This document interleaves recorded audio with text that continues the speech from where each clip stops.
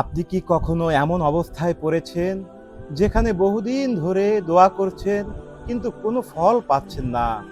হয়তো মনে প্রশ্ন এসেছে, আমার দোয়াগুলো কি আল্লাহ কবুল করেন না? অনেকেই এই প্রশ্ন করে। আজকের ভিডিওতে আমরা জানব কেন দোয়া কবুল হয় না, এর পেছনের কি কারণ, এবং শুনবো একটি দারুণ শিক্ষামূলক ইসলামিক গল্প। রাসূল সাল্লাল্লাহু আলাইহি সাল্লাম বলেছেন, এক ব্যক্তি দীর্ঘ সফরে থাকেন, ধুলায় ধূসরিত তার হাত আকাশের দিকে তুলে দোয়া করে, কিন্তু তার খাদ্য হারাম, পানীয় হারাম, পোশাক হারাম। তাহলে তার দোয়া কিভাবে কবুল হবে? সহিহ মুসলিম। অস্থিরতা ও তাড়াহুড়া করা। কেউ বলে, আমি দোয়া করলাম কিন্তু কিছুই হলো না। তখন সে হতাশ হয়ে যায়। হাদিসে এসেছে, তোমাদের প্রত্যেকের দোয়া কবুল হয় যতক্ষণ না সে তাড়াহুড়া করে। সহিহ মুসলিম। একদিন এক ছেলে হঠাৎ করে তার মায়ের কাছে এসে বলল, মা, আমাকে এখনই 10,000 টাকা দাও, খুব জরুরি দরকার। মা অবাক হয়ে গেলেন। ছেলের চোখ মুখে ভীষণ তাড়া। কোনো ব্যাখ্যা নেই, কিসের জন্য চাইছে সেটাও বলেনি। এই মা ছেলেকে অনেক ভালোবাসেন, ওর জন্য জীবন দিতেও প্রস্তুত, কিন্তু তারপরও তিনি সঙ্গে সঙ্গে টাকা দিলেন না। মা ভাবলেন, হঠাৎ এত টাকা চাইছে কেন? যদি কোনো খারাপ পথে যায়, খারাপ সঙ্গ, মাদক, বিপজ্জনক কাজ করে, যদি এমন কিছু হয়, তখন মা দিতে রাজি হননি। মা ছেলেকে জিজ্ঞেস করলেন, তুমি টাকাটা কোথায় ব্যবহার করবে? কি দরকার হয়েছে হঠাৎ টাকার? এদিকে মা একটু পর ছেলের বন্ধুদের মাধ্যমে জানতে পারলেন, আসলে ছেলের কাল পরীক্ষা, ভর্তি ফি দিতে হবে আজই। আর যদি না দিতে পারে তাহলে সে পরীক্ষায় অংশ নিতে পারবে না। সত্যি টাকাটা খুব জরুরি। মা তো তখন ব্যাগে খুঁজে দেখলেন 1,000 টাকাও নেই। কিন্তু মায়ের মন মায়ের মতোই।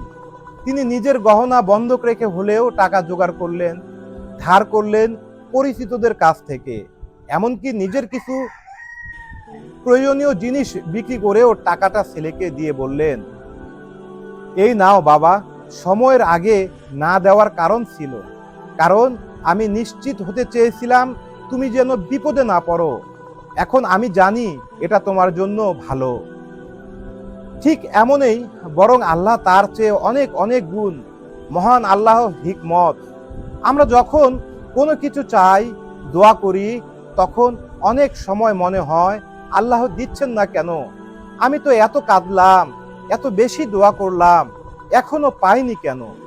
কিন্তু বন্ধুরা, আমাদের মতোই আল্লাহ আমাদের ভালোবাসেন, তবে আমাদের মায়ের চেয়েও 70 গুণ বেশি দয়ালু। তার কাছে আমরা যখন চাই, তিনি তখন যাচাই করেন, তুমি এই জিনিস চাও, কিন্তু এটা এখন দিলে তুমি বিপদে পড়তে পারো। তুমি চাও, কিন্তু এটা হয়তো পরে দিলে তুমি আরো ভালো অবস্থায় যেতে পারো। তুমি যেটা চাইছো সেটার চেয়ে আরো ভালো কিছু আমার কাছে আছে, আমি সেটা দিব। তাই বন্ধুরা, যখন দোয়া করি তখন হতাশ হওয়া যাবে না। আল্লাহ আমাদের প্রতিটি কান্না শোনেন, প্রতিটি নিঃশ্বাস জানেন। তুমি যে জিনিসটা আজকে চাও সেটা হয়তো এখনোই তুমি পাওনি, কিন্তু আল্লাহ তার ঠিক সময়ে, ঠিক উপায়ে দিয়ে দিবেন ইনশাআল্লাহ। হয়তো এই জিনিসটা না দিয়ে অন্য কিছু দিবেন, কিন্তু সেটা হবে তোমার জন্য সবচেয়ে কল্যাণকর। আনে আল্লাহ বলেন, যা ভাবো, যা তোমার চাওয়া ভালো, কিন্তু আল্লাহ জানেন কোনটা তোমার জন্য ভালো। সূরা আল বাকারা, আয়াত 216। বন্ধুরা, আমরা নিরাশ হব না। আল্লাহর কাছে চাইলে অবশ্যই আল্লাহ তাআলা দিবেন। যখন আমাদের উপযুক্ত সময় হবে, সেই জিনিসটা আমাদের জন্য আল্লাহ বরাদ্দ রেখেছেন।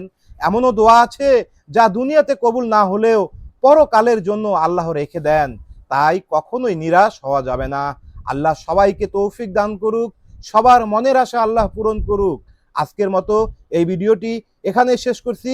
আসসালামু আলাইকুম আর রহমাতুল্লাহ।